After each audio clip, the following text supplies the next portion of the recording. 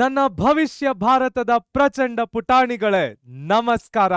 ನಾನು ನಿಮ್ಮ ಬಾಲಾಜಿ ಕೃಷ್ಣನ್, ಅರ್ಥಶಾಸ್ತ್ರ ಉಪನ್ಯಾಸಕ. ಬನ್ನಿ ಕಲಿಯೋಣ, ನಲಿಯೋಣ, ಬೆಳೆಯೋಣ, ನವ ಕರ್ನಾಟಕದ ನಿರ್ಮಾಣ ಮಾಡೋಣ. ಇವತ್ತಿಲ್ ನಾವು ಕಲಿತಾ ಇರ್ತಕ್ಕಂಥದ್ದು ನಮ್ಮ ಪ್ರಥಮ PUCಯ 8ನೆಯ ಪಾಠ, use of statistical tools. Use of statistical ಟೂಲ್ಸಿನಲ್ಲಿ ಡಿಸ್ಟ್ರಿಬ್ಯೂಷನ್ ಆಫ್ ಮಾರ್ಕ್ಸ್ ಹೇಗಿದೆ, ಯಾವೆಲ್ಲ ಟಾಪಿಕ್ಗಳನ್ನ ನಾವು ಕಲಿಬೇಕಾಗತ್ತೆ, ಅದರ ಒಂದು ಮೆಲುಕು ನೋಟ ಹಾಕೋಣ ಬನ್ನಿ. ನಮ್ಮ ಯೂಸ್ ಆಫ್ ಸ್ಟ್ಯಾಟಿಸ್ಟಿಕಲ್ ಟೂಲ್ಸ್ ಪಾಠದಿಂದ 1 ಮಾರ್ಕ್ 1 ಪ್ರಶ್ನೆ, 2 ಮಾರ್ಕ್ 1 ಪ್ರಶ್ನೆ, 4 ಮಾರ್ಕ್ ಯಾವುದೇ ಪ್ರಶ್ನೆ ಕೂಡ ಕೇಳೋದಿಲ್ಲ, 6 ಮಾರ್ಕ್ಸ್ ಯಾವ ಪ್ರಶ್ನೆಯೂ ಕೇಳೋದಿಲ್ಲ. ಒಟ್ಟು 3 ಮಾರ್ಕ್ಸಿಗೆ ಫೈನಲ್ ಎಕ್ಸಾಮಿನೇಷನ್ಗೆ ಈ ಪಾಠದಿಂದ ಕೇಳ್ತಾನೆ. ಹಾಗಾದ್ರೆ ಈ ಪಾಠದಲ್ಲಿ ನಾವು ಕಲಿಬೇಕಾಗಿರುವಂತಹ ಮೊದಲನೆಯ ಟಾಪಿಕ್ ಏನು ನೋಡೋಣ ಬನ್ನಿ. ನಮ್ಮ ಮೊದಲನೆಯ topic statistical tools for project analysis. ಮೊದಲು ನಾವು ತಿಳ್ಕೊಳ್ಬೇಕಾಗಿರುವಂತದ್ದೇ ಪ್ರಾಜೆಕ್ಟ್ ಅಂದ್ರೆ ಅರ್ಥ ಏನು, ಸ್ಟ್ಯಾಟಿಸ್ಟಿಕಲ್ ಟೂಲ್ಸ್ ಅನ್ನ ಅದಕ್ಕೆ ಯಾಕೆ ಬಳಸ್ತಾರೆ. ಯಾವುದೇ ಒಂದು ಅರ್ಥವ್ಯವಸ್ಥೆಯಲ್ಲಿ ಹಲವಾರು ರೀತಿಯ ಆಕ್ಟಿವಿಟೀಸ್, ಇಕನಾಮಿಕ್ ಆಕ್ಟಿವಿಟೀಸ್ ನಡೀತಾನೆ ಇರುತ್ತೆ. ಅದು ಪ್ರೊಡಕ್ಷನ್ ಆಗಿರ್ಬೋದು, ಕನ್ಸಂಪ್ಷನ್ ಆಗಿರ್ಬೋದು, ಡಿಸ್ಟ್ರಿಬ್ಯೂಷನ್ ಆಗಿರ್ಬೋದು, ಎಕ್ಸ್ಚೇಂಜ್ ಆಗಿರ್ಬೋದು. ಈ ರೀತಿಯ ಹಲವಾರು economic activities primary sector, secondary sector, tertiary ಸೆಕ್ಟಾರ್ಗಳಂತಹ ಸೆಕ್ಟಾರ್ಗಳಲ್ಲಿ ನಡೀತಾನೆ ಇರುತ್ತೆ. ಈ ತರಹದ ಆಕ್ಟಿವಿಟೀಸ್ಗಳನ್ನ ನಡೆಸಲಿಕ್ಕೆ ಹಲವಾರು ಕಾರ್ಪೊರೇಟ್ ಆರ್ಗನೈಸೇಷನ್ಗಳು, ಸರ್ಕಾರ ಇನ್ವಾಲ್ವ್ ಆಗಿರುತ್ತೆ. ಈ ರೀತಿಯ ಆಕ್ಟಿವಿಟೀಸ್ಗಳನ್ನ ನಡೆಸಲು, ಅದರಲ್ಲಿರುವಂತಹ ಆಪರ್ಚುನಿಟಿಗಳನ್ನ ಐಡೆಂಟಿಫೈ ಮಾಡಲು ಸರ್ಕಾರ ಆಗಿರ್ಬೋದು, ಕಾರ್ಪೊರೇಟ್ ಆರ್ಗನೈಸೇಷನ್ಗಳಾಗಿರ್ಬೋದು, ಅಥವಾ ಪ್ರೈವೇಟ್ ಸೆಕ್ಟಾರಿನ ಕಂಪನಿಗಳಾಗಿರ್ಬೋದು, ತನ್ನ ಡೇಟಾವನ್ನ ಕಲೆಕ್ಟ್ ಮಾಡಿ ಆನಲೈಸ್ ಮಾಡುವಂತಹ ಪ್ರೊಸೀಜರಿಗೆ ನಾವು ಪ್ರಾಜೆಕ್ಟ್ ಅಂತೇವೆ. ಅವರು ಡೇಟಾವನ್ನ ಕಲೆಕ್ಟ್ ಮಾಡತಕ್ಕಂಥದ್ದು, ಸ್ಟ್ಯಾಟಿಸ್ಟಿಕಲ್ ಟೂಲ್ಸ್ ಅನ್ನ ಅಪ್ಲೈ ಮಾಡಿ ಆನಲೈಸ್ ಮಾಡಲಿಕ್ಕೆ ಸ್ಟ್ಯಾಟಿಸ್ಟಿಕ್ಸ್ ನ ಬಳಕೆ ಆಗತ್ತೆ. ಹಾಗಾದ್ರೆ ಮೊದಲನೆಯದಾಗಿ statistical tools R essential in our daily life. ನಾನು ಹೇಳಿದ ಹಾಗೆ ಹಲವಾರು ಎಕನಾಮಿಕ್ ಆಕ್ಟಿವಿಟಿಗಳು ಅರ್ಥವ್ಯವಸ್ಥೆಯಲ್ಲಿ ನಡೀತಾನೆ ಇರುತ್ತವೆ. Helping us analyze data related to economic activities such as production, consumption, distribution, banking, insurance, trade, ಮತ್ತು transport. Whether you are gathering consumer feedback on a product, researching market potential for new service, analyzing the spread of information technology in school, statistical provides framework for meaningful analysis and informed decision making. ನಾನು ಸ್ಕೂಲ್ಗಳ IT ಆಗಿರ್ಬೋದು, ಅಥವಾ ಬೇರೆ ಯಾವುದೇ production, consumption, distribution, exchange ಅಥವಾ ಯಾವುದೇ ಆಕ್ಟಿವಿಟಿಗಳ analysis ಆಗಿರ್ಬೋದು, ನಾನು statistical ಟೂಲ್ಗಳನ್ನ apply ಮಾಡಿ ಅಂತಹ ಅನಾಲಿಸಿಸ್ ಅನ್ನ ಡೀಟೇಲ್ಡ್ ಆಗಿ ಮಾಡಿ ಅದರ ಇಂಟರ್ಪ್ರಿಟೇಷನ್ ಅನ್ನ ಮಾಡಿ ಕನ್ಕ್ಲೂಷನ್ ಅನ್ನ ಬರೆದಾಗ ನಾವು ಮಾಡಿರುವಂತಹ ಕೆಲಸಕ್ಕೆ ತಗೊಳ್ಳುವಂತಹ ನಿರ್ಧಾರಗಳು ಎಫಿಷಿಯಂಟ್ ಆಗುತ್ತವೆ, ಸುಲಭವಾಗುತ್ತವೆ. ಅದಕ್ಕೆ ನಾವು ಸ್ಟ್ಯಾಟಿಸ್ಟಿಕಲ್ ಟೂಲ್ಗಳನ್ನ ನಮ್ಮ ಪ್ರಾಜೆಕ್ಟ್ಗಳಲ್ಲಿ ಬಳಸುವಂತದ್ದು. ಹಾಗಾದ್ರೆ ನೆಕ್ಸ್ಟ್ ಏನು ಕಲಿಯ ಸಿಗತ್ತೆ ನೋಡೋಣ ಬನ್ನಿ. ನಮ್ಮ ಮುಂದಿನ topic steps in designing a project. ಒಂದು ಪ್ರಾಜೆಕ್ಟ್ ಅನ್ನ ಡಿಸೈನ್ ಮಾಡಲು ಯಾವೆಲ್ಲ ಸ್ಟೆಪ್ಗಳಿದೆ, ಏನೆಲ್ಲ ಮಾಡಬೇಕಾಗತ್ತೆ, ಅದರ ಒಂದು ನೋಟ ಹಾಕೋಣ. ಮೊದಲಿಗೆ ಐಡೆಂಟಿಫೈಯಿಂಗ್ ದ ಪ್ರಾಬ್ಲಮ್. ಇದನ್ನ ನಾವು ಯಾವುದೇ ಎಕನಾಮಿಕ್ ಪ್ರಾಬ್ಲಮ್, ಬಿಸ್ನೆಸ್ ಪ್ರಾಬ್ಲಮ್ ಅಂತ ಕನ್ಸಿಡರ್ ಮಾಡಬಹುದು. ಯಾವುದೇ ಎಕನಾಮಿಕ್ ಪ್ರಾಬ್ಲಮ್ ಅಥವಾ ಬಿಸ್ನೆಸ್ ಪ್ರಾಬ್ಲಮ್ ದೇಶದಲ್ಲಿ ಅಥವಾ ಆರ್ಗನೈಸೇಷನ್ಗಳಲ್ಲಿ ಏನಿದೆ ಅದನ್ನ ಆರ್ಗನೈಸೇಷನ್ ಆಗಿರ್ಬೋದು, ದೇಶ ಆಗಿರ್ಬೋದು ಕಂಡುಹಿಡಿಬೇಕಾಗತ್ತೆ. ಯಾವುದೇ ರೀತಿಯಾದಂತಹ ಎಕನಾಮಿಕ್ ಪ್ರಾಬ್ಲಮ್ಸ್, ಪ್ರೊಡಕ್ಷನ್ ಅಲ್ಲಿ ಯಾಕೆ ದೇಶದಲ್ಲಿ ಪ್ರೊಡಕ್ಷನ್ ಹೆಚ್ಚಾಗ್ತಾ ಇಲ್ಲ, ಯಾಕೆ ಔಟ್ಪುಟ್ ಹೆಚ್ಚು ಬರ್ತಾ ಇಲ್ಲ, ಏನು ಕಾರಣಗಳಿರ್ಬೋದು, ಐಡೆಂಟಿಫೈಯಿಂಗ್ ದ ಪ್ರಾಬ್ಲಮ್. ಕಾರ್ಪೊರೇಟ್ ಆರ್ಗನೈಸೇಷನ್ಗಳಲ್ಲಿ ಯಾಕೆ ಹೆಚ್ಚೆಚ್ಚು ಜನ ರಿಸೈನ್ ಮಾಡಿ ಹೋಗ್ತಾ ಇದ್ದಾರೆ, ಯಾಕೆ ಹೆಚ್ಚೆಚ್ಚು ಜನಗಳನ್ನ ನಾವು ಉಳಿಸ್ಕೊಂಡು ನಮ್ಮ ಆರ್ಗನೈಸೇಷನ್ ನಲ್ಲೇ ಬಳಸಲಿಕ್ಕೆ ಸಾಧ್ಯವಾಗ್ತಾ ಇಲ್ಲ, ಅಥವಾ ನಮ್ಮ ಎಂಪ್ಲಾಯಿಗಳಿಗೆ ಯಾವ ರೀತಿಯ ಟ್ರೈನಿಂಗ್ ಅನ್ನ ಕೊಡಬೇಕಾಗತ್ತೆ, ನಮ್ಮ ಫೈನಾನ್ಸ್ ಗಳನ್ನ ಹೆಚ್ಚೆಚ್ಚು ಎಫಿಷಿಯಂಟ್ ಆಗಿ ಮೇಂಟೈನ್ ಮಾಡಲು ನಾವು ಏನೆಲ್ಲ ಮಾಡಬೇಕಾಗತ್ತೆ, ಫೈನಾನ್ಸ್ ಅಲ್ಲಿ ಸದ್ಯಕ್ಕೆ ಇರುವಂತಹ ಪ್ರಾಬ್ಲಮ್ಗಳೇನು. ಈ ರೀತಿ ಹಲವಾರು ಸೆಕ್ಟಾರ್ಗಳಲ್ಲಿ ಅಥವಾ ಹಲವಾರು ಆರ್ಗನೈಸೇಷನ್ಗಳಲ್ಲಿ ಯಾವ ಯಾವ ತೊಂದರೆಗಳನ್ನ ಅರ್ಥವ್ಯವಸ್ಥೆ ಆಗಿರ್ಬೋದು, ಆರ್ಗನೈಸೇಷನ್ಗಳಾಗಿರ್ಬೋದು ಫೇಸ್ ಮಾಡ್ತಾ ಇದ್ದಾರೆ, ಅದನ್ನ ಐಡೆಂಟಿಫೈ ಮಾಡ್ತಕ್ಕಂಥದ್ದೇ ಐಡೆಂಟಿಫೈಯಿಂಗ್ ದ ಪ್ರಾಬ್ಲಮ್ ಅನ್ನ ಐಡೆಂಟಿಫೈ ಮಾಡಿದ ನಂತರ ಬರುವಂತದ್ದೇ choosing the target group. Okay, ನನ್ನ ಕಂಪನಿಯಲ್ಲಿರುವಂತಹ ಪ್ರಾಬ್ಲಮ್ಗಳನ್ನ ನಾನು ಐಡೆಂಟಿಫೈ ಮಾಡಿ ಆಯ್ತು. ಇದಕ್ಕೆ ಒಂದು ಎಕ್ಸಾಂಪಲ್ ಅನ್ನ ತಗೊಳ್ಳೋದಾದ್ರೆ, ಕಂಪನಿಯಲ್ಲಿ ಅಟ್ರಿಷನ್ ರೇಟ್ ಅಂದ್ರೆ ಜನ ಜಾಸ್ತಿ ರಿಸೈನ್ ಮಾಡಿ ಆಚೆ ಹೋಗ್ತಾ ಇದ್ದಾರೆ. ಇದಕ್ಕೆ ಇರಬಹುದಾದಂತಹ ಕಾರಣಗಳೇನು? ಇದನ್ನ ನಾನು ಸ್ಟಡಿ ಮಾಡಲು ಯಾರನ್ನ ನಾನು ಟಾರ್ಗೆಟ್ ಮಾಡಿ ಓದ್ಕೊಳ್ಬೇಕು, ಸ್ಟಡಿ ಮಾಡಬೇಕು? ಜನ ಜಾಸ್ತಿ ರಿಸೈನ್ ಮಾಡಿ ಹೋಗ್ತಾ ಇದ್ದಾರೆ, ಹಾಗಾದ್ರೆ ನನ್ನ ಟಾರ್ಗೆಟ್ ಗ್ರೂಪ್ ನನ್ನ ಎಂಪ್ಲಾಯೀಸ್ ಆಗಿರ್ತಾರೆ. ಸೊ ಯಾವುದೇ ಒಂದು ಪ್ರಾಬ್ಲಮಿನಲ್ಲಿ ಅಥವಾ ಯಾವುದೇ ಒಂದು ಅರ್ಥವ್ಯವಸ್ಥೆಯಲ್ಲಿ ಅದು ಫೇಸ್ ಮಾಡ್ತಾ ಇರುವಂತಹ ತೊಂದರೆಯನ್ನ ಐಡೆಂಟಿಫೈ ಮಾಡಿದ ನಂತರ ಆ ತೊಂದರೆಯನ್ನ ಸಾಲ್ವ್ ಮಾಡಲು ನಾನು ಯಾರನ್ನ ಓದಬೇಕಾಗತ್ತೆ, ಯಾರ ಮೈಂಡ್ಸೆಟ್ ಅನ್ನ ಅರ್ಥ ಮಾಡ್ಕೊಳ್ಬೇಕಾಗತ್ತೆ, ಯಾರು ಯಾವ ಪ್ರಾಬ್ಲಮ್ಗಳನ್ನ ಫೇಸ್ ಮಾಡ್ತಾ ಇದ್ದಾರೆ, ಆ ಎಕ್ಸಾಕ್ಟ್ ಆಡಿಯನ್ಸ್ ಅನ್ನ ಕಂಡುಹಿಡಿತಕ್ಕಂಥದ್ದು ನೆಕ್ಸ್ಟ್ ಸ್ಟೆಪ್ ಆಗತ್ತೆ. ಅದಕ್ಕೆ ನಾವು ಚೂಸಿಂಗ್ ದ ಟಾರ್ಗೆಟ್ ಗ್ರೂಪ್ ಅಂತ ಕರಿತೇವೆ. Identifying the appropriate population for your study to frame relevant questions for your questionnaire. ಇದಕ್ಕೆ ಮತ್ತೊಂದು ಎಕ್ಸಾಂಪಲ್ ಅನ್ನ ತಗೊಳ್ಳೋದಾದ್ರೆ, ಬ್ಯೂಟಿ ಪ್ರಾಡಕ್ಟ್ಗಳಿಗೆ ಇರುವಂತಹ ಪ್ರಾಬ್ಲಮ್ ಏನು? ಯಾಕೆ ಜಾಸ್ತಿ ಸೇಲ್ ಆಗ್ತಾ ಇಲ್ಲ? ಐಡೆಂಟಿಫಿಕೇಶನ್ ಆಫ್ ದ ಪ್ರಾಬ್ಲಮ್ ಅನ್ನ ಐಡೆಂಟಿಫೈ ಮಾಡಿದ ನಂತರ ಈಗ ಅವರು ಈ ಬ್ಯೂಟಿ ಪ್ರಾಡಕ್ಟ್ಗಳ ಬಗ್ಗೆ ಫೀಡ್ಬ್ಯಾಕ್ ತಗೊಳ್ಳಲು ಅವ್ರಿಗಿರುವಂತಹ ರೆಲೆವೆಂಟ್ ಆಡಿಯನ್ಸ್ ಯಾರು? ಮಹಿಳೆಯರಾಗಿರ್ಬೋದು, ಹೆಣ್ಣು ಮಕ್ಕಳಾಗಿರ್ಬೋದು, ಅಥವಾ ಬ್ಯೂಟಿ ಪ್ರಾಡಕ್ಟ್ಗಳನ್ನ ಬಳಸುವಂತಹ ಬೇರೆ ಯಾವುದೇ ವ್ಯಕ್ತಿಗಳಾಗಿರ್ಬೋದು. ಅವರ ಹತ್ತಿರ ಫೀಡ್ಬ್ಯಾಕ್ ಅನ್ನ ತಗೊಂಡಾಗ, ಕ್ವೆಶ್ಚನಿಯರ್ಗಳನ್ನ ಫಿಲ್ ಮಾಡಿಸಿದಾಗ ಎಕ್ಸಾಕ್ಟ್ ಇನ್ಫಾರ್ಮೇಶನ್ ಆರ್ಗನೈಸೇಷನ್ಗೆ ಸಿಗ್ತಕ್ಕಂಥದ್ದು. ಟಾರ್ಗೆಟ್ ಆಡಿಯನ್ಸ್ ಅನ್ನ ಚೂಸ್ ಮಾಡಿದ ನಂತರ ಬರುವಂತದ್ದೇ ಕಲೆಕ್ಟಿಂಗ್ ದ ಡೇಟಾ. ಓಕೆ, ನಾನು ಐಡೆಂಟಿಫೈ ಮಾಡಿದೆ ಪ್ರಾಬ್ಲಮ್ ಅನ್ನ, ತೊಂದರೆಯನ್ನ, ಅದಕ್ಕೆ ರೆಲೆವೆಂಟ್ ಆಡಿಯನ್ಸ್ ಅನ್ನ ಕೂಡ ಟಾರ್ಗೆಟ್ ಮಾಡಿಕೊಂಡೆ, ಕಂಡು ಹಿಡ್ಕೊಂಡೆ. ತದನಂತರ ನಾನು ಮಾಡಬೇಕಾಗಿರುವಂತದ್ದೇ ಡೇಟಾ ಕಲೆಕ್ಷನ್. ಅವರ ಬಳಿ ಅವರಿಗಾಗ್ತಾ ಇರುವಂತಹ ತೊಂದರೆಗಳಾಗಿರ್ಬೋದು, ಅವರಿಗೆ ನಾನು ಕೊಡ್ತಾ ಇರುವಂತಹ ಪ್ರಾಬ್ಲಮ್ಮಿಗೆ ಏನೆಲ್ಲ ಡೇಟಾ ಪಾಯಿಂಟ್ಸ್ ಅವರು ನನಗೆ ಕೊಡಬೇಕು ಅಂತ ಇದ್ದಾರೆ, ಆ ಎಲ್ಲ ಡೇಟಾ ಪಾಯಿಂಟ್ಗಳನ್ನ, ಆ ಎಲ್ಲ ಇನ್ಫಾರ್ಮೇಶನ್ಗಳನ್ನ collect ಮಾಡ್ತಕ್ಕಂಥದ್ದೇ collecting the data. Determine whether to use primary methods or secondary source based on your objective. So ಈ ನಮ್ಮ ಡೇಟಾ ಕಲೆಕ್ಷನ್ಗೆ ಎರಡು ಮೆಥಡ್ಗಳನ್ನ ನಾವು ಅಡಾಪ್ಟ್ ಮಾಡ್ಕೊಳ್ಬಹುದು. ಒಂದ, ನಾನೇ ಫೀಲ್ಡ್ಗೆ ಇಳಿದು ಫಸ್ಟ್ ಹ್ಯಾಂಡ್ ಅಲ್ಲಿ ಎಲ್ಲರ ಹತ್ರ ಡೇಟಾ ಕಲೆಕ್ಟ್ ಮಾಡ್ಬೋದು.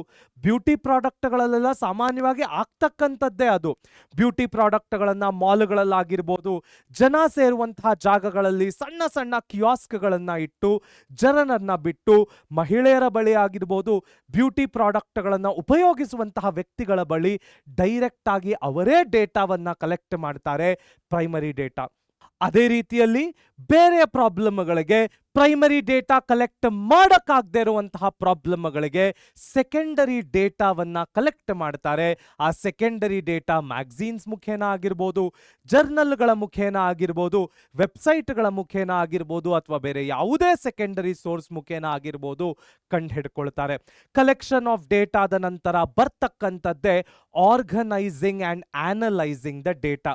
ಯಾವ ಪ್ರಾಬ್ಲಮ್ ಇದೆ, ತೊಂದರೆ ಇದೆ ಅಂತ ಕಂಡು ಹಿಡ್ಕೊಂಡೆ, ಅದಕ್ಕೆ ಬೇಕಾಗಿರುವಂತಹ ರೆಲೆವೆಂಟ್ ಆಡಿಯನ್ಸ್ ಅನ್ನ ಗುರುತು ಹಿಡಿದೆ, ಆಡಿಯನ್ಸ್ ಅನ್ನ ಗುರುತು ಹಿಡಿದ ನಂತರ ಡೇಟಾವನ್ನ ಅವರ ಹತ್ರ ಕಲೆಕ್ಟ್ ಮಾಡಿದೆ. ತದನಂತರ ಇರ್ತಕ್ಕಂಥದ್ದೇ organising and analysing the data. Process the information using tabulation, diagrams and statistical measures to draw meaningful conclusions. ನಾನು ಯಾವ ಯಾವ ಡೇಟಾವನ್ನ ಕಲೆಕ್ಟ್ ಮಾಡಿದ್ದೇನೆ, ಆ ಡೇಟಾವನ್ನ ನಾನು ಹೇಗೆ ಆರ್ಗನೈಸ್ ಮಾಡ್ಕೊಳ್ಬೇಕು, ಅದು ಟ್ಯಾಬ್ಯುಲಾರ್ ಮುಖೇನ ಆಗಿರ್ಬೋದು, ಟೆಕ್ಸ್ಟಿನ ಮುಖೇನ ಆಗಿರ್ಬೋದು, ಡಯಾಗ್ರಾಮ್ಗಳ ಮುಖೇನ ಆಗಿರ್ಬೋದು, ಯಾವ ರೀತಿ ನಾನು ಆ ಡೇಟಾವನ್ನ ಸ್ಟ್ರಕ್ಚರ್ ಮಾಡ್ಕೊಳ್ಬೇಕು, ಸ್ಟ್ರಕ್ಚರ್ ಮಾಡಿಕೊಂಡ ನಂತರ ನಾನು ಯಾವ ರೀತಿ ಆ ಡೇಟಾವನ್ನ ಅನಲೈಸ್ ಮಾಡಬಹುದು, ಓದ್ಕೊಳ್ಬಹುದು, ಅನಲೈಸ್ ಮಾಡಿ ಇಂಟರ್ಪ್ರಿಟ್ ಮಾಡಲಿಕ್ಕೆ ಸುಲಭವಾಗಬಹುದು ಅಂತ ನೋಡ್ತಕ್ಕಂಥದ್ದು, ಕಲಿತಕ್ಕಂಥದ್ದು ಬಹಳ ಇಂಪಾರ್ಟೆಂಟ್ ಆಗತ್ತೆ. ಹಾಗಾದ್ರೆ ನೆಕ್ಸ್ಟ್ ಏನು ಕಲಿಯಕ್ಕೆ ಸಿಗತ್ತೆ ನೋಡೋಣ ಬನ್ನಿ. ನಮ್ಮ ಮುಂದಿನ ಟಾಪಿಕ್ಗೆ ಐಡೆಂಟಿಫೈಯಿಂಗ್ ದ ಪ್ರಾಬ್ಲಮ್. ಯಾವುದೇ ಒಂದು ಅರ್ಥವ್ಯವಸ್ಥೆಯಲ್ಲಿ ಅಥವಾ ಕಂಪನಿಗಳಲ್ಲಿ ಹೇಗೆ ತೊಂದರೆಗಳನ್ನು ಐಡೆಂಟಿಫೈ ಮಾಡ್ತಕ್ಕಂಥದ್ದು. ಮೊದಲಿಗೆ ಕ್ಲಿಯರ್ ಆಬ್ಜೆಕ್ಟಿವ್. ನಾನು ಯಾವ ಪ್ರಾಬ್ಲಮ್ ಅನ್ನ ಸಾಲ್ವ್ ಮಾಡಲಿಕ್ಕೆ ಹೊರಟಿದ್ದೇನೆ ಅನ್ನುವಂಥದ್ದು ಪ್ರಾಬ್ಲಮ್ ಐಡೆಂಟಿಫಿಕೇಶನ್ನಿಗೆ ಬಹಳ ಬಹಳ ಇಂಪಾರ್ಟೆಂಟ್ ಆಗತ್ತೆ. So define what you want to study with precision. Your objective guides the entire project process from data collection to analysis. ನಾನು ಹೇಳಿದ ಹಾಗೆ ನಾನು ಯಾವ ತೊಂದರೆಯನ್ನ ಸಾಲ್ವ್ ಮಾಡಲಿಕ್ಕೆ ಹೊರಟಿದ್ದೇನೆ ಅನ್ನುವಂತಹ ಕ್ಲಿಯರ್ ಕಟ್ ಆಬ್ಜೆಕ್ಟಿವ್ ನನ್ನ ತಲೆಯಲ್ಲಿದ್ದಾಗ ನಾನು ಡೇಟಾ ಕಲೆಕ್ಷನ್ ಆಗಿರ್ಬೋದು, ಅಥವಾ ಅದಕ್ಕೆ ಬೇಕಾಗಿರುವಂತಹ ಟಾರ್ಗೆಟ್ ಆಡಿಯನ್ಸ್ ಆಗಿರ್ಬೋದು, ಅದಕ್ಕೆ ಬೇಕಾಗಿರುವಂತಹ ಸ್ಟ್ಯಾಟಿಸ್ಟಿಕಲ್ ಟೂಲ್ಸಿನ ಅಪ್ಲಿಕೇಶನ್ ಆಗಿರ್ಬೋದು, ಮಾಡುವಂಥದ್ದು ಬಹಳ ಸುಲಭವಾಗುತ್ತೆ. ನೆಕ್ಸ್ಟ್ ನೋಡೋದಾದ್ರೆ scope definition. Determine the boundaries of your study. This could be production or sales of a product, addressing utility problems or studying consumer awareness. ಬಹಳ ಬಹಳ ಮುಖ್ಯವಾಗುತ್ತೆ. ನಾನು ಯಾವುದಾದ್ರೂ ಒಂದು ತೊಂದರೆಯನ್ನು ಐಡೆಂಟಿಫೈ ಮಾಡಿದಾಗ ಆ ತೊಂದರೆಗೆ ಇರುವಂತಹ ಎಲ್ಲ ಗುಣಗಳನ್ನು, ಫೀಚರ್ಸ್ಗಳನ್ನು ಐಡೆಂಟಿಫೈ ಮಾಡಲಿಕ್ಕೆ ಶುರು ಮಾಡ್ತೀನಿ. That is troublesome. ನಾನು ಯಾವ ತೊಂದರೆಯನ್ನ ಐಡೆಂಟಿಫೈ ಮಾಡಿ ಸಾಲ್ವ್ ಮಾಡಕ್ಕೆ ಹೊರಟಿದ್ದೇನೆ ಅದಕ್ಕೆ ರೆಲೆವೆಂಟ್ ಆಗಿರುವಂತಹ ಸ್ಟ್ಯಾಟಿಸ್ಟಿಕಲ್ ಫ್ಯಾಕ್ಟರ್ಗಳನ್ನ, ಅದಕ್ಕೆ ಸಪೋರ್ಟಿಂಗ್ ಆಗಿರುವಂತಹ ಎವಿಡೆನ್ಸ್ಗಳನ್ನ ಮಾತ್ರನೇ ನಾನು ಐಡೆಂಟಿಫೈ ಮಾಡಬೇಕಾಗತ್ತೆ. ಅದು ಪ್ರೊಡಕ್ಷನ್ ಆಗಿರ್ಬೋದು, ಯುಟಿಲಿಟಿ ಆಗಿರ್ಬೋದು, ಕನ್ಸ್ಯೂಮರ್ ಅವೇರ್ನೆಸ್ ಆಗಿರ್ಬೋದು, ಡಿಸ್ಟ್ರಿಬ್ಯೂಷನ್ ಆಗಿರ್ಬೋದು, ಎಕ್ಸ್ಚೇಂಜ್ ಆಗಿರ್ಬೋದು. ರೆಲೆವೆಂಟ್ ಟಾಪಿಕ್ಗಳನ್ನ ಮಾತ್ರ ನಾನು ಸ್ಟಡಿ ಮಾಡಬೇಕಾಗತ್ತೆ. ಆ ಫ್ಯಾಕ್ಟರ್ಗಳನ್ನ ಬಿಟ್ಟು ಆಚೆ ಕಡೆ ಹೋದಾಗ ಪ್ರಾಬ್ಲಮ್ಗಳನ್ನ ಸಾಲ್ವ್ ಮಾಡ್ತಕ್ಕಂಥದ್ದು ಕಷ್ಟವಾಗುತ್ತೆ. ಅದನ್ನೇ ನಾವು ಸ್ಕೋಪ್ ಡೆಫಿನಿಷನ್ ಅಂತ ಕರೀತಕ್ಕಂಥದ್ದು. ನೆಕ್ಸ್ಟ್ ನೋಡೋದಾದ್ರೆ relevance check. Ensure your problem is significant and addressing it will provide valuable insights or solutions to real world issues. ಬಹಳ ಬಹಳ ಮುಖ್ಯ. ಇವತ್ತಿನ ಕಾಲಘಟ್ಟಕ್ಕೆ ಹಲವಾರು ಜನ ರಿಸರ್ಚ್ ಅನ್ನುವಂತಹ ಹೆಸರಲ್ಲಿ ಹಲವಾರು ಮ್ಯಾಗಝೀನ್ಗಳಲ್ಲಿ, ಜರ್ನಲ್ಗಳಲ್ಲಿ ತಮ್ಮ ರಿಸರ್ಚ್ ಆರ್ಟಿಕಲ್ಗಳನ್ನು ಪಬ್ಲಿಷ್ ಮಾಡ್ತಾರೆ. ಆದರೆ ಆ ರಿಸರ್ಚ್ ಆರ್ಟಿಕಲ್ಗಳ ರೆಲೆವೆನ್ಸ್ ಏನು, ಅದು ರಿಯಲ್ ವರ್ಲ್ಡ್ ಅಲ್ಲಿ ನಿಜವಾಗ್ಲೂ ಅಪ್ಲಿಕೇಬಲ್ ಆಗ್ತಾ ಇದೆಯಾ, ಕಂಪನಿಗಳಿಗೆ ಬೇಕಾಗಿರುವಂತಹ ಸೊಲ್ಯೂಷನ್ಗಳು ಈ ರಿಸರ್ಚ್ ಆರ್ಟಿಕಲ್ಸ್ ಇಂದ ಆಗಿರ್ಬೋದು, ಜರ್ನಲ್ ಮ್ಯಾಗಝೀನ್ಗಳಿಂದ ಆಗಿರ್ಬೋದು ಸಿಗ್ತಾ ಇದೆಯಾ ಅಂತಕ್ಕಂಥದ್ದು ಬಹಳ ಮುಖ್ಯವಾಗುತ್ತೆ. ಯಾವುದೇ ಒಂದು ಆರ್ಗನೈಸೇಷನ್ ಅಥವಾ ಯಾವುದೇ ಸರ್ಕಾರ ಯಾವ ಪ್ರಾಬ್ಲಮ್ ಅನ್ನ ಐಡೆಂಟಿಫೈ ಮಾಡಿ ಸಾಲ್ವ್ ಮಾಡಲಿಕ್ಕೆ ಪ್ರಯತ್ನ ಮಾಡ್ತಾ ಇದ್ದಾರೆ ಅಂತಹ ಪ್ರಾಬ್ಲಮ್ಗಳಿಗೆ ರಿಯಲ್ ವರ್ಲ್ಡ್ ಅಪ್ಲಿಕೇಶನ್ ಇದೆಯಾ, ರಿಯಲ್ ವರ್ಲ್ಡ್ ಇಶ್ಯೂಗಳನ್ನ ಅದು ಸಾಲ್ವ್ ಮಾಡ್ತಾ ಇದೆಯಾ, ರೆಲೆವೆಂಟಾ ಅಂತ ಚೆಕ್ ಮಾಡ್ತಕ್ಕಂಥದ್ದು ಬಹಳ ಬಹಳ ಬಹಳ ಮುಖ್ಯವಾಗುತ್ತೆ. So for example, you might study the production or sale of products like cars, mobile phones, address water or electricity problems in particular area or investigate consumer awareness among households. ಇವೆಲ್ಲವೂ ಕೂಡ mobile phone usage ಆಗಿರ್ಬೋದು, consumer awareness ಆಗಿರ್ಬೋದು, water availability ಆಗಿರ್ಬೋದು, electricity availability ಆಗಿರ್ಬೋದು, ಇವೆಲ್ಲವೂ ಕೂಡ ಒಂದಿಷ್ಟು ಎಕ್ಸಾಂಪಲ್ಗಳು ಯಾವ ಪ್ರಾಬ್ಲಮ್ ಅನ್ನ ನಾವು ಐಡೆಂಟಿಫೈ ಮಾಡಬಹುದು ಅಂತ. ಹಾಗಾದ್ರೆ ನೆಕ್ಸ್ಟ್ ಏನು ಕಲಿಯಕ್ಕೆ ಸಿಗತ್ತೆ ನೋಡೋಣ ಬನ್ನಿ. ನಮ್ಮ ಮುಂದಿನ ಟಾಪಿಕ್ಗೆ ಚೂಸಿಂಗ್ ದ ಟಾರ್ಗೆಟ್ ಗ್ರೂಪ್. ಯಾವ ರೀತಿ ನಾವು ನಮ್ಮ ಪ್ರಾಬ್ಲಮ್ ಅನ್ನ ಐಡೆಂಟಿಫೈ ಮಾಡಬೇಕು ಅನ್ನೋದನ್ನ ಕಲಿತ್ಕೊಂಡ್ವಿ. ಆ ಪ್ರಾಬ್ಲಮ್ ಐಡೆಂಟಿಫಿಕೇಶನ್ ನಂತರ ನಾವು ಯಾವ ಟಾರ್ಗೆಟ್ ಆಡಿಯನ್ಸ್ ಅನ್ನ ಚೂಸ್ ಮಾಡಿಕೊಂಡು ಅವರ ಬಳಿ ಇನ್ಫಾರ್ಮೇಶನ್ ಅನ್ನ ಎಕ್ಸ್ಟ್ರಾಕ್ಟ್ ಮಾಡಬೇಕು ಅಂತಕ್ಕಂಥದ್ದು ಬಹಳ ಮುಖ್ಯವಾಗುತ್ತೆ. ಅದನ್ನ ನಾವು ಟಾರ್ಗೆಟ್ ಗ್ರೂಪ್ ಅಂತ ಕರಿತೇವೆ. ಸೊ ಮೊದಲಿಗೆ demographic relevance. So select participants who represents the population relevant to your study. Demographic relevance ಅಂದ್ರೆ ನಾನು ಸಾಲ್ವ್ ಮಾಡ್ತಾ ಇರುವಂತಹ ಅಥವಾ ನಾನು ಐಡೆಂಟಿಫೈ ಮಾಡಿರುವಂತಹ ತೊಂದರೆಗೆ, ಪ್ರಾಬ್ಲಮ್ಗೆ ರೆಲೆವೆಂಟ್ ಆಗಿರುವಂತಹ ಆಡಿಯನ್ಸ್ಗಳನ್ನ ರೆಲೆವೆಂಟ್ ಆದ ಜಾಗದಿಂದ ಸೆಲೆಕ್ಟ್ ಮಾಡುವಂಥದ್ದು ಬಹಳ ಬಹಳ ಇಂಪಾರ್ಟೆಂಟ್ ಆಗುತ್ತೆ. ಅದಕ್ಕೆ ನಾವು ಡೆಮೋಗ್ರಾಫಿಕ್ ರೆಲೆವೆನ್ಸ್ ಅಂತ ಕರಿತೇವೆ. Next, income consideration for products like cars target middle and higher income groups ಬಹಳ ಮುಖ್ಯವಾಗುತ್ತೆ. ಕಾರುಗಳಾಗಿರ್ಬೋದು, ವೆಹಿಕಲ್ಸ್ ಆಗಿರ್ಬೋದು, ಮೇಕಪ್ ಬ್ಯೂಟಿ ಪ್ರಾಡಕ್ಟ್ಗಳಾಗಿರ್ಬೋದು, ಇವೆಲ್ಲದಕ್ಕೂ ನಾವು ಯಾವ ಇನ್ಕಮ್ ರೇಂಜ್ ವ್ಯಕ್ತಿಗಳು ನಮ್ಮ ಪ್ರಾಡಕ್ಟ್ಗಳನ್ನು ಖರೀದಿ ಮಾಡ್ತಾರೆ, ಯಾವ ಇನ್ಕಮ್ ರೇಂಜ್ ವ್ಯಕ್ತಿಗಳನ್ನು ನಾವು ಟಾರ್ಗೆಟ್ ಮಾಡಿ ಡೇಟಾವನ್ನು ಎಕ್ಸ್ಟ್ರಾಕ್ಟ್ ಮಾಡಬೇಕು ಅನ್ನುವಂಥದ ನಿಟ್ಟಿನಲ್ಲಿ ಯೋಚನೆ ಮಾಡ್ತಕ್ಕಂಥದ್ದೇ ಇನ್ಕಮ್ ಕನ್ಸಿಡರೇಷನ್. ನೆಕ್ಸ್ಟ್ ನೋಡೋದಾದ್ರೆ ಕ್ವೆಶ್ಚನಿಯರ್ ಡಿಸೈನ್ ಬಹಳ ಬಹಳ ಮುಖ್ಯ. ಯಾವುದೇ ಒಂದು ಕ್ವೆಶ್ಚನಿಯರ್ ಅನ್ನ, ಒಂದು ಲಿಸ್ಟ್ ಆಫ್ ಕ್ವೆಶ್ಚನ್ಸ್ ಅನ್ನ ನಾನು ನನ್ನ ಟಾರ್ಗೆಟ್ ಆಡಿಯನ್ಸಿಗೆ ಇದಕ್ಕೆ ನನಗೆ ಉತ್ತರವನ್ನ ಕೊಡಿ ಅಂತ ಕೇಳಿಕೊಂಡಾಗ ಅವರಿಗೆ ಅದು ಇರಿಟೇಟ್ ಆಗಬಾರ್ದು, ಎಕ್ಸಾಸ್ಪರೇಟ್ ಆಗಬಾರ್ದು. ಆ ರೆಲೆವೆಂಟ್ ಆಡಿಯನ್ಸ್ಗಳಿಗೆ ನಾನು ಕೊಟ್ಟಿರುವಂತಹ ಕ್ವೆಶ್ಚನ್ಸ್ ರೆಲೆವೆಂಟ್ ಅನ್ನಿಸ್ಬೇಕು, ಸಿಂಪಲ್, ಈಸಿಯಾಗಿ, ಸ್ಟ್ರಕ್ಚರ್ಡ್ ಆಗಿ ಇರಬೇಕು. ನಾನು ಕೇಳ್ತಾ ಇರುವಂತಹ ಪ್ರಾಬ್ಲಮ್ಗೆ ಅವರಿಗೆ ಅರ್ಥವಾಗುವಂತಹ ರೀತಿಯಲ್ಲಿ ಸೊಲ್ಯೂಷನ್ಗಳನ್ನ ಕೊಟ್ಟು ಅವರ ಡೇಟಾವನ್ನ ಕೂಡ ನಾನು ಎಕ್ಸ್ಟ್ರಾಕ್ಟ್ ಮಾಡಿಕೊಳ್ಳಬೇಕು. MCQಗಳು ಕೊಟ್ಟರೆ ಈಸಿ ಆಪ್ಷನ್ಗಳನ್ನ ಕೊಡಬೇಕು. ಡಿಸ್ಕ್ರಿಪ್ಟಿವ್ ಆಗಿ ಹೇಳಕ್ಕೆ ಕೊಟ್ಟರೆ ಅವರು ಈಸಿಯಾಗಿ ಅದನ್ನ ಪ್ರೆಸೆಂಟ್ ಮಾಡುವ ರೀತಿಯಲ್ಲಿರಬೇಕು. ಕ್ವೆಶ್ಚನಿಯರ್ ಅನ್ನ ಡಿಸೈನ್ ಮಾಡ್ತಕ್ಕಂಥದ್ದು ಬಹಳ ಬಹಳ ಬಹಳ ಇಂಪಾರ್ಟೆಂಟ್ ಆಗುತ್ತೆ. ನೆಕ್ಸ್ಟ್ ನೋಡೋದಾದ್ರೆ geographic scope for consumer products or utilities include both rural and urban population. ಇವತ್ತಿನ ಕಾಲಘಟ್ಟಕ್ಕೆ ಮೆಜಾರಿಟಿ ಪರ್ಚೇಸಿಂಗ್ ಪವರ್ ಇರುವಂಥದ್ದೇ ಅರ್ಬನ್ ಏರಿಯಾಗಳಲ್ಲಿ. ಹಲವಾರು ರೂರಲ್ ಏರಿಯಾಗಳಲ್ಲಿ ಪರ್ಚೇಸಿಂಗ್ ಪವರ್ ಅರ್ಬನ್ ಏರಿಯಾಗಳಿಗೆ ಕಂಪೇರ್ ಮಾಡಿದ್ರೆ ಸ್ವಲ್ಪ ಕಡಿಮೆ ಬರುತ್ತೆ. ಅಂತಹ ಸಂದರ್ಭಗಳಲ್ಲಿ ನಾವು ಅರ್ಬನ್ ಏರಿಯಾಗಳ ಇನ್ಫಾರ್ಮೇಶನ್ ಅನ್ನ, ಡೇಟಾವನ್ನ ಜಾಸ್ತಿ ಕಲೆಕ್ಟ್ ಮಾಡಬೇಕಾಗತ್ತೆ. ಪರ್ಚೇಸಿಂಗ್ ಪವರ್ ಬಿಟ್ಟು ಬೇರೆ ಪ್ರಾಬ್ಲಮ್ಗಳನ್ನು ಐಡೆಂಟಿಫೈ ಮಾಡಿ ನಾವು ಸಾಲ್ವ್ ಮಾಡೋ ಹಾಗಿದ್ರೆ ಅರ್ಬನ್ ರೂರಲ್ ಪಾಪ್ಯುಲೇಷನ್ ಅನ್ನ ಈಕ್ವಲ್ ಆಗಿ ತೆಗೆದುಕೊಂಡು ಸಾಲ್ವ್ ಮಾಡಬೇಕಾಗತ್ತೆ, ಇನ್ಫಾರ್ಮೇಶನ್ ಅನ್ನ ಎಕ್ಸ್ಟ್ರಾಕ್ಟ್ ಮಾಡಬೇಕಾಗತ್ತೆ. So the choice of target group is crucial for identifying persons on whom focus our attention while preparing the project report. Our selection directly impacts the design of the questionnaire and the relevance of the findings. So ನಾವು ಯಾವ target group ಅನ್ನ select ಮಾಡ್ತಾ ಇದ್ದೇವೆ, ನಾವು ಬರೆಯುವಂತಹ ಇಂಟರ್ಪ್ರಿಟೇಷನ್ಗಾಗಿರ್ಬೋದು, ನಾವು ಬರೆಯುವಂತಹ ಕನ್ಕ್ಲೂಷನ್ಗಾಗಿರ್ಬೋದು, ಇದರ impact direct ಆಗಿ ಆಗುತ್ತೆ. So selecting target audience becomes a very important step. ಹಾಗಾದ್ರೆ ನೆಕ್ಸ್ಟ್ ಏನು ಕಲಿಯಕ್ಕೆ ಸಿಗತ್ತೆ ನೋಡೋಣ ಬನ್ನಿ. ನಮ್ಮ ಮುಂದಿನ ಟಾಪಿಕ್ಗೆ data collection methods. Data collection ಮೆಥಡ್ಸ್ನಲ್ಲಿ ಮುಖ್ಯವಾಗಿ ನಾವು ನೋಡಬೇಕಾಗಿರುವಂಥದ್ದೇ ಪ್ರೈಮರಿ ಡೇಟಾ ಕಲೆಕ್ಷನ್ ಮತ್ತು secondary data collection. Primary data collection ಅಂದ್ರೆ ಯಾವುದೇ ಒಬ್ಬ ವ್ಯಕ್ತಿ ಫಸ್ಟ್ ಹ್ಯಾಂಡ್ ಇನ್ವೆಸ್ಟಿಗೇಷನ್ ಮಾಡಿ ತಾನೇ ಫೀಲ್ಡ್ಗೆ ಹೋಗಿ ಇನ್ಫಾರ್ಮೇಶನ್ ಅನ್ನ ಎಕ್ಸ್ಟ್ರಾಕ್ಟ್ ಮಾಡಿಕೊಂಡು ಬಂದ್ರೆ ಅದಕ್ಕೆ ಪ್ರೈಮರಿ ಡೇಟಾ ಕಲೆಕ್ಷನ್ ಅಂತ ಕರಿತೇವೆ. ಪರ್ಸನಲ್ ಇಂಟರ್ವ್ಯೂ ಆಗಿರ್ಬೋದು, ಟೆಲಿಫೋನಿಕ್ ಇಂಟರ್ವ್ಯೂ ಆಗಿರ್ಬೋದು, ಕ್ವೆಶ್ಚನಿಯರ್ ನ ಮುಖೇನ ಆಗಿರ್ಬೋದು, ಅಥವಾ ಡೈರೆಕ್ಟ್ ಇಮೇಲ್ ಕಾಂಟ್ಯಾಕ್ಟ್ಗಳ ಮುಖೇನ ಆಗಿರ್ಬೋದು, ಡೈರೆಕ್ಟ್ ಮೆಸೇಜಿಂಗ್ ನ ಮುಖೇನ ಆಗಿರ್ಬೋದು.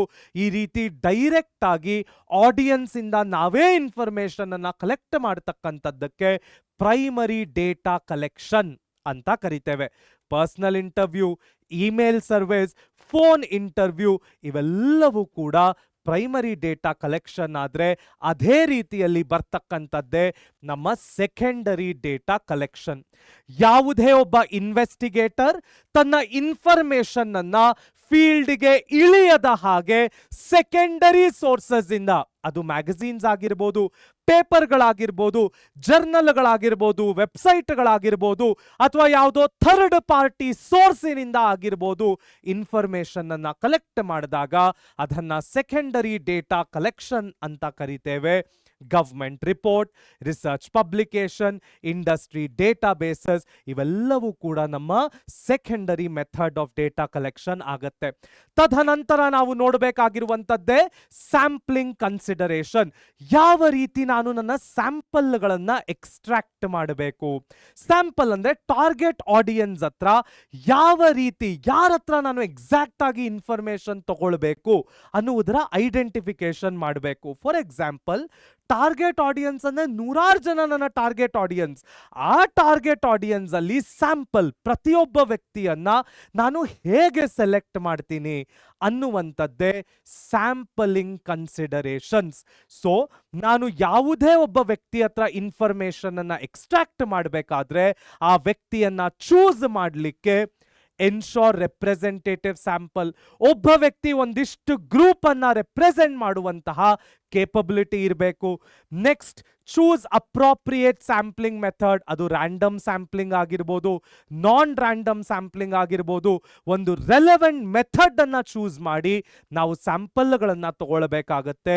Determine adequate sample size. ಕೆಲವೊಮ್ಮೆ ಏನಾಗುತ್ತೆ, ನಾನು 5 ರಿಂದ 10 ಜನರ ಹತ್ರ ಇನ್ಫಾರ್ಮೇಶನ್ ಅನ್ನ ತಗೊಂಡು ಇದೇ ನನ್ನ ರಿಪೋರ್ಟ್, ಇದೇ ನನ್ನ ಕ್ವೆಶ್ಚನಿಯರ್, ಇದೇ ನನಗೆ ಸಿಕ್ಕಿರೋ ಇನ್ಫಾರ್ಮೇಶನ್ ಅಂತ ರಾಂಗ್ ಕನ್ಕ್ಲೂಷನ್ಗಳಿಗೆ ಬಂದುಬಿಡ್ತೀವಿ. ಅದು ತಪ್ಪು. ನನ್ನ ಸ್ಟಡಿಗೆ ಬೇಕಾಗಿರುವಂತ ರೆಲೆವೆಂಟ್ ಸ್ಯಾಂಪಲ್ಗಳು ಯಾವುದು, ಎಷ್ಟು ಅಂತಕ್ಕಂಥದ್ದು ಬಹಳ ಮುಖ್ಯವಾಗುತ್ತೆ. ನನ್ನ ಸ್ಟಡಿಗೆ ಸ್ಮಾಲ್ ಸ್ಯಾಂಪಲ್ ಸೈಜ್ ಬೇಕಾದ್ರೆ ಸಣ್ಣ ಸ್ಯಾಂಪಲ್ ಸೈಜ್, ದೊಡ್ಡ ಸ್ಯಾಂಪಲ್ ಸೈಜ್ ಬೇಕಾದ್ರೆ ಅಷ್ಟೂ ಜನರನ್ನ ಕಾಂಟ್ಯಾಕ್ಟ್ ಮಾಡಿ ಇನ್ಫಾರ್ಮೇಶನ್ ಎಕ್ಸ್ಟ್ರಾಕ್ಟ್ ಮಾಡುವಂಥದ್ದು ಬಹಳ ಬಹಳ ಮುಖ್ಯವಾಗುತ್ತೆ. ಹಾಗಾದ್ರೆ ಮುಂದೆ ಏನು ಕಲಿಯಕ್ಕೆ ಸಿಗತ್ತೆ ನೋಡೋಣ ಬನ್ನಿ. ನಮ್ಮ ಮುಂದಿನ topic organisation and presentation of data. Okay, ನಾವು ಪ್ರಾಬ್ಲಮ್ಗಳನ್ನ ಐಡೆಂಟಿಫೈ ಮಾಡಿದ್ವಿ, ಟಾರ್ಗೆಟ್ ಆಡಿಯನ್ಸ್ಗಳನ್ನ ಚೂಸ್ ಮಾಡ್ಕೊಂಡ್ವಿ. ತದನಂತರದಲ್ಲಿ ಪ್ರೈಮರಿ ಡೇಟಾ ಅಥವಾ ಸೆಕೆಂಡರಿಯ ಡೇಟಾ ಮುಖೇನ ಸ್ಯಾಂಪಲ್ಗಳ ಹತ್ರ ಡೇಟಾ ಕಲೆಕ್ಷನ್ ಅನ್ನ ಮಾಡ್ಕೊಂಡ್ವಿ. ತದನಂತರ ಬರ್ತಕ್ಕಂಥದ್ದೇ organisation and presentation of data. After collecting the data, we need to process the information. ಅದನ್ನ ಆರ್ಗನೈಸೇಷನ್ ಆಫ್ ಡೇಟಾ ಅಂತೇವೆ. ಅದು ಟೆಕ್ಸ್ಚುವಲ್ ಆಗಿ ಪ್ರೋಸೆಸ್ ಆಗ್ಬೋದು, ಡಯಾಗ್ರಾಮ್ಯಾಟಿಕ್ ಆಗಿ ಪ್ರೋಸೆಸ್ ಆಗ್ಬೋದು, ಟೇಬಲ್ನ ಮುಖೇನ ಪ್ರೋಸೆಸ್ ಆಗ್ಬೋದು. ಟೆಕ್ಸ್ಚುವಲ್, ಟ್ಯಾಬ್ಯುಲಾರ್, ಡಯಾಗ್ರಾಮ್ಯಾಟಿಕ್ ಆಗಿ ನಮ್ಮ ಡೇಟಾವನ್ನ ಆರ್ಗನೈಸ್ ಮಾಡ್ತಕ್ಕಂಥದ್ದಕ್ಕೆ ಆರ್ಗನೈಸೇಷನ್ ಆಫ್ ಡೇಟಾ ಅಂತ ಕರಿತೇವೆ. So by organising and presenting it effectively, this involves tabulation, creating suitable visual representation like bar diagrams ಮತ್ತು ಪೈ ಚಾರ್ಟ್ಸ್. ತದನಂತರ ಬರ್ತಕ್ಕಂಥದ್ದೇ ಪ್ರೆಸೆಂಟೇಷನ್ ಆಫ್ ಡೇಟಾ. ನಾನು ಡೇಟಾವನ್ನು ಆರ್ಗನೈಸ್ ಮಾಡಿರ್ತಕ್ಕಂಥದ್ದಕ್ಕೆ ಹೇಗೆ ಪ್ರೆಸೆಂಟ್ ಮಾಡೋದು, ಜನರಿಗೆ ಅಥವಾ ಯಾರು ಓದ್ತಾ ಇದ್ದಾರೆ ನನ್ನ ರಿಪೋರ್ಟ್ಗಳನ್ನ ಅವರಿಗೆ ಅರ್ಥ ಮಾಡಿಕೊಳ್ಳಲು, ಸುಲಭವಾಗಿ ಅರ್ಥ ಮಾಡಿಕೊಳ್ಳಲು ನಾನು ಯಾವೆಲ್ಲ ಪ್ರೆಸೆಂಟೇಷನ್ ಮೆಥಡ್ಗಳನ್ನ ಉಪಯೋಗಿಸಬೇಕು. ಅದು ಡಯಾಗ್ರಾಮ್ಯಾಟಿಕ್ ರೆಪ್ರೆಸೆಂಟೇಷನ್ ಅಲ್ಲಿ ಬಾರ್ ಡಯಾಗ್ರಾಮ್ಗಳಾಗಿರ್ಬೋದು, ಪೈ ಚಾರ್ಟ್ಗಳಾಗಿರ್ಬೋದು, ಅಥವಾ ಬೇರೆ ಯಾವುದೇ ಲೈನ್ ಗ್ರಾಫ್ಗಳಾಗಿರ್ಬೋದು, ಒಜೈವ್ಸ್ಗಳಾಗಿರ್ಬೋದು, ಹಿಸ್ಟೋಗ್ರಾಮ್ಗಳಾಗಿರ್ಬೋದು. ಯಾವ ರೀತಿ ನಾನು ನನ್ನ ಡೇಟಾವನ್ನ ವಿಜುವಲಿ ಅಪೀಲಿಂಗ್ ಆಗಿ, ಅರ್ಥ ಮಾಡಿಕೊಳ್ಳಲು ಸುಲಭವಾಗಿ ಪ್ರೆಸೆಂಟ್ ಮಾಡ್ತೀನಿ ಅಂತಕ್ಕಂಥದ್ದು ಬಹಳ ಬಹಳ ಮುಖ್ಯವಾಗತ್ತೆ. ಹಾಗಾದ್ರೆ ನೆಕ್ಸ್ಟ್ ಏನು ಕಲಿಯಕ್ಕೆ ಸಿಗತ್ತೆ ನೋಡೋಣ ಬನ್ನಿ. ನಮ್ಮ ಮುಂದಿನ ಟಾಪಿಕ್ ಅನಾಲಿಸಿಸ್ ಅಂಡ್ ಇಂಟರ್ಪ್ರಿಟೇಷನ್. ಒಮ್ಮೆ ನಾನು ಡೇಟಾವನ್ನು ಆರ್ಗನೈಸ್ ಮಾಡಿ ಡೇಟಾವನ್ನ ಪ್ರೆಸೆಂಟ್ ಮಾಡಿದ ನಂತರ ಈಗ ನಾನು ನನ್ನ ಒಪಿನಿಯನ್ಗಳನ್ನ ಕೊಡುವಂತಹ ಸಮಯ. ಅದಕ್ಕೆ ನಾವು ಅನಾಲಿಸಿಸ್ ಅಂಡ್ ಇಂಟರ್ಪ್ರಿಟೇಷನ್ ಅಂತ ಕರಿತೇವೆ. ನಾನು ಕಲೆಕ್ಟ್ ಮಾಡಿರುವಂತಹ ಡೇಟಾವನ್ನ ಯಾವೆಲ್ಲ ಸ್ಟ್ಯಾಟಿಸ್ಟಿಕಲ್ ಟೂಲ್ಸ್ ಉಪಯೋಗಿಸಿಕೊಂಡು ನಾನು ಅನಾಲಿಸಿಸ್ ಮಾಡಬಲ್ಲೆ, ಆ ಅನಾಲಿಸಿಸ್ನ ನಂತರ ನಾನು ಯಾವ ರೀತಿ ನನ್ನ ವರ್ಡಿಕ್ಟ್ ಅನ್ನ, ನನ್ನ ಒಪಿನಿಯನ್ ಅನ್ನ ಎಕ್ಸ್ಪ್ರೆಸ್ ಮಾಡಬಲ್ಲೆ, ಅದಕ್ಕೆ ನಾವು ಹೇಳುವಂಥದ್ದೇ ಅನಾಲಿಸಿಸ್ ಅಂಡ್ ಇಂಟರ್ಪ್ರಿಟೇಷನ್. ಮೊದಲಿಗೆ ಮೆಷರ್ಸ್ ಆಫ್ ಸೆಂಟ್ರಲ್ ಟೆಂಡೆನ್ಸಿ, ಅದರಲ್ಲಿ ಮೀನ್, ಮೀಡಿಯನ್, ಮೋಡ್, ಕ್ವಾರ್ಟೈಲ್ಸ್, ಡಿಸೈಲ್ಸ್, ಪರ್ಸೆಂಟೈಲ್ಸ್, ಈ ಟೂಲ್ಗಳನ್ನೆಲ್ಲ ನಾನು ಹೇಗೆ ಉಪಯೋಗಿಸ್ಕೊಳ್ತೀನಿ ಅಂತಕ್ಕಂಥದ್ದು ಇಂಪಾರ್ಟೆಂಟ್ ಆಗುತ್ತೆ. Next measure of dispersion, standard deviation ಯಾವ ರೀತಿ ಇದೆ, ಸ್ಟ್ಯಾಂಡರ್ಡ್ ಡಿವಿಯೇಷನ್ಗಳು ಡೇಟಾದಲ್ಲಿ ಇದೆಯಾ, ಡಿವಿಯೇಷನ್ ಇದ್ರೆ ಎಷ್ಟು ಡೇಟಾ ಡಿವಿಯೇಟ್ ಆಗ್ತಾ ಇದೆ ಅದನ್ನ ಮೆಷರ್ ಮಾಡ್ತಕ್ಕಂಥದ್ದು ಬಹಳ ಮುಖ್ಯವಾಗುತ್ತೆ. ಅದಕ್ಕೆ ನಾವು ಮೆಷರ್ಸ್ ಆಫ್ ಡಿಸ್ಪರ್ಷನ್ ಅಂತ ಕರಿತೇವೆ. ತದನಂತರ ಬರ್ತಕ್ಕಂಥದ್ದೇ ಕೋರಿಲೇಷನ್ ಅನಾಲಿಸಿಸ್. ನಾನು ತೆಗೆದುಕೊಂಡಿರುವಂತಹ ಡೇಟಾಗಳ ನಡುವೆ ಇರುವಂತಹ ಸಂಬಂಧ ಏನು, ಅದು positively correlated, negatively correlated, perfect positive, perfect negative, ಅಥವಾ ಕೋರಿಲೇಷನ್ನೇ ಇಲ್ವಾ ಅಂತಕ್ಕಂಥದ್ದು ವೆರಿ ಇಂಪಾರ್ಟೆಂಟ್ ಆಗುತ್ತೆ. ಅದನ್ನು ಅನಲೈಸ್ ಮಾಡುವಂಥದ್ದೇ, ಅದರ examine ಮಾಡುವಂಥದ್ದೇ correlation analysis. So statistical analysis transforms raw data into meaningful insights. These measures enable us to calculate average, understand variability, and identify relationship between variables, providing a foundation for drawing conclusions, making recommendations. So intaha statistical toolಗಳು ನಾವು collect ಮಾಡಿರುವಂತಹ ರಾ data meaningful information ಮಾಡಲಿಕ್ಕೆ help ಮಾಡುತ್ತೆ.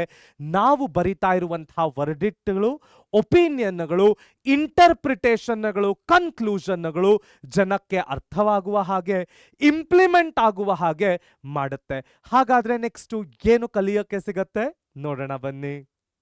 ನಮ್ಮ ಮುಂದಿನ ಟಾಪಿಕ್ಗೆ drawing conclusions. ನಾವು analysis ಮಾಡಿದ ನಂತರ ಯಾವ ರೀತಿ ಇಂಟರ್ಪ್ರಿಟೇಷನ್ ಅನ್ನ, ಯಾವ ರೀತಿ ಕನ್ಕ್ಲೂಷನ್ ಅನ್ನ, ಇನ್ಫರೆನ್ಸ್ ಅನ್ನ ಡ್ರಾ ಮಾಡ್ತೇವೆ ಅಂತಕ್ಕಂಥದ್ದು ಬಹಳ ಮುಖ್ಯವಾಗುತ್ತೆ.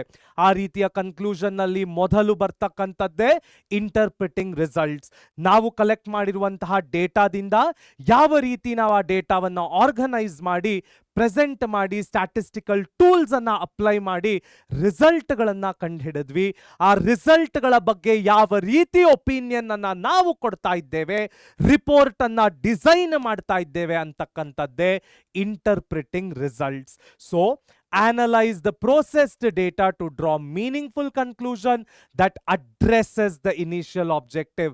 ನಾವು ಪ್ರಾಬ್ಲಮ್ ಅನ್ನ ಶುರು ಮಾಡಿದಾಗ ಯಾವ ಉದ್ದೇಶವನ್ನ ಇಟ್ಕೊಂಡು ಶುರು ಮಾಡಿದ್ವಿ, ಆ ಉದ್ದೇಶವನ್ನ ಸಾಲ್ವ್ ಮಾಡಲಿಕ್ಕೆ ನಾವು ಸರಿಯಾದ ದಾರಿ ಹಿಡಿದಿದ್ದೀವಾ ಅಂತ ಗೊತ್ತಾಗೋದೆ ಇಂಟರ್ಪ್ರಿಟೇಷನ್ ಆಫ್ ರಿಸಲ್ಟ್ಸ್ ನಿಂದ. ನೆಕ್ಸ್ಟ್ ನೋಡೋದಾದ್ರೆ ಪ್ರೆಡಿಕ್ಟಿಂಗ್ ಫ್ಯೂಚರ್ ಟ್ರೆಂಡ್ಸ್.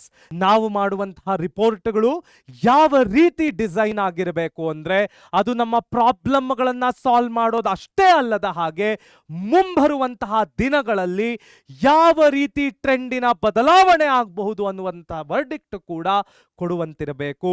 ಅದಕ್ಕೆ ನಾವು ಪ್ರೆಡಿಕ್ಟಿಂಗ್ ಫ್ಯೂಚರ್ ಟ್ರೆಂಡ್ಸ್ ಅಂತೇವೆ. When possible use your forecasting to forecast future development or outcomes relevant to our study. Next formulate recommendations. ನಾವು ಪ್ರಾಬ್ಲಮ್ಗಳನ್ನ ಐಡೆಂಟಿಫೈ ಮಾಡಿಬಿಟ್ರೆ ಸಾಲದು, ಆ ಪ್ರಾಬ್ಲಮ್ಗಳ ರಿಸಲ್ಟ್ ತೆಗೆದು ಒಂದಿಷ್ಟು ಫ್ಯೂಚರ್ ಟ್ರೆಂಡ್ಗಳನ್ನು ಹಾಕ್ಬಿಟ್ರೆ ಸಾಲದು. ಯಾವ ರೀತಿ ಆ ಪ್ರಾಬ್ಲಮ್ ಅನ್ನ ಸಾಲ್ವ್ ಮಾಡಬಹುದು, ಯಾವ ರೀತಿ ಪ್ರಾಬ್ಲಮ್ಗಳು ಮುಂದೆ ಬರದ ಹಾಗೆ ನೋಡ್ಕೊಳ್ಬಹುದು ಅಂತಕ್ಕಂಥದ್ದು ಬಹಳ ಇಂಪಾರ್ಟೆಂಟ್ ಆಗುತ್ತೆ. ಅದಕ್ಕೆ ನಾವು ಮಾಡುವಂಥದ್ದೇ ಫಾರ್ಮ್ಯುಲೇಟಿಂಗ್ ರೆಕಮೆಂಡೇಶನ್ಸ್. ಲಾಸ್ಟ್ ಅಲ್ಲಿ ನೋಡೋದಾದ್ರೆ ಡಾಕ್ಯುಮೆಂಟ್ ಸೋರ್ಸಸ್. ನಾವು ಯಾವುದೇ ಇನ್ಫಾರ್ಮೇಶನ್ ಅನ್ನ ಪಡೆದ್ರೂ ಕೂಡ ಯಾವ ಡಾಕ್ಯುಮೆಂಟಿನಿಂದ ಆ ಇನ್ಫಾರ್ಮೇಶನ್ಗಳನ್ನ ಪಡ್ಕೊಂಡಿದ್ದೇವೆ, ಯಾವ ಸೋರ್ಸ್ಗಳಿಂದ ಆ ಡೇಟಾ ನಮಗೆ ಸಿಕ್ಕಿದೆ, ಅದು ಪ್ರೈಮರಿ ಸೋರ್ಸಾ, ಸೆಕೆಂಡರಿ ಸೋರ್ಸಾ, ಸೆಕೆಂಡರಿ ಸೋರ್ಸ್ ಆಗಿದ್ರೆ ಯಾವೆಲ್ಲ ಸೋರ್ಸ್ಗಳಿಂದ ನಾವು ಆ ಡೇಟಾವನ್ನ ತೆಗೆದುಕೊಂಡು ಬಂದಿದ್ದೀವಿ, ನಮ್ಮ ಇನ್ಫಾರ್ಮೇಶನ್ ಎಷ್ಟು ಆಥೆಂಟಿಕ್ ಅಂತಕ್ಕಂಥದ್ದು ಬಹಳ ಮುಖ್ಯವಾಗುತ್ತೆ. ಅದನ್ನ ನಾವು ಹೇಳ್ತಕ್ಕಂಥದ್ದೇ ಡಾಕ್ಯುಮೆಂಟ್ ಸೋರ್ಸಸ್. 10 ಹಲವಾರು ಟಾಪಿಕ್ಗಳನ್ನ ಕಲ್ತ್ಕೊಂಡ್ವಿ, 10 ಹಲವಾರು ಹೊಸ ಟರ್ಮಿನಾಲಜಿಗಳನ್ನ ತಿಳಿದುಕೊಂಡ್ವಿ. ಏನಾದ್ರೂ ಡೌಟ್ಸ್ ಇದ್ರೆ ಕಾಮೆಂಟ್ ಸೆಕ್ಷನ್ ಅಲ್ಲಿ ಹಾಕೋದನ್ನ ಮರಿಬೇಡಿ. ಲೈಕ್, ಶೇರ್ ಅಂಡ್ ಸಬ್ಸ್ಕ್ರೈಬ್ ಮಾಡಿ. ಎಲ್ಲರೂ ಒಟ್ಟಿಗೆ ಕಲಿಯೋಣ, ನಲಿಯೋಣ, ಬೆಳೆಯೋಣ, ನವ ಕರ್ನಾಟಕದ ನಿರ್ಮಾಣ ಮಾಡೋಣ. ನಿಮ್ಮ ಸಾಧನೆ ನಮ್ಮ ಗೆಲುವು. ಧನ್ಯವಾದಗಳು.